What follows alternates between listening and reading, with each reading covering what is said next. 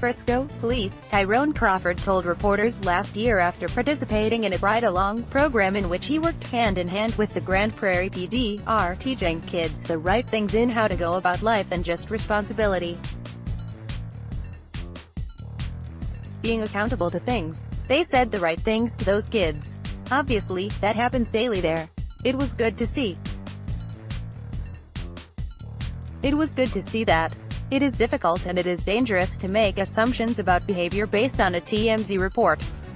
And now, even though 105.3 The Fan has obtained video of Dallas Cowboys defensive lineman Crawford being involved in a conflict at a bar in Panama City, Florida last Friday night, it remains difficult and dangerous to jump to conclusions.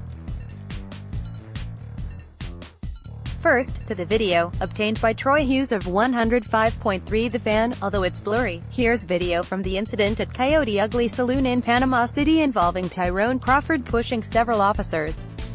To what we know from police reports, what we don't know, and what is alleged, the veteran Cowboys defensive lineman and team captain, and yes, that is pretty clearly him in the video, was detained by police but apparently was not arrested.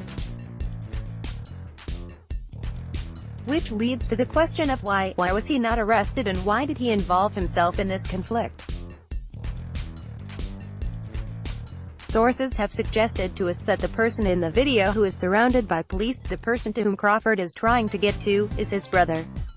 It is easy for us to theorize, or, we will admit, editorialize, that the Tyrone Crawford we know is a badass on the field, and on the practice field, too, but is also someone who has earned his stripes as a team captain due in large part to a commitment to knowing the difference between right and wrong, and using big brotherly enforcement of that difference with teammates in need of guidance.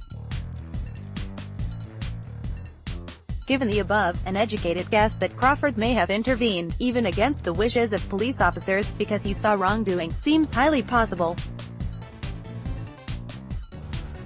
Tyrone Crawford sensed that his brother was being wronged in some way. That might motivate his intervention, well-meaning or otherwise. We can argue about what TMZ calls a bull rush of police, given Crawford's size and strength, and what he could physically do to a wrestling foe, that seems possibly exaggerated. Meanwhile, while there does appear to be physical contact with police officers that is initiated by Crawford, his level of overall involvement in the incident is not known.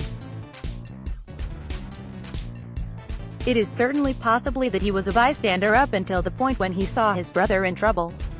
And again, due to him not being arrested, it is feasible that Crawford was not one of the central combatants in the conflict. Can report that the uniforms worn by officers matches what Panama City officers wear, and the man in the red shirt being shoved is wearing what Coyote Ugly employees there wear.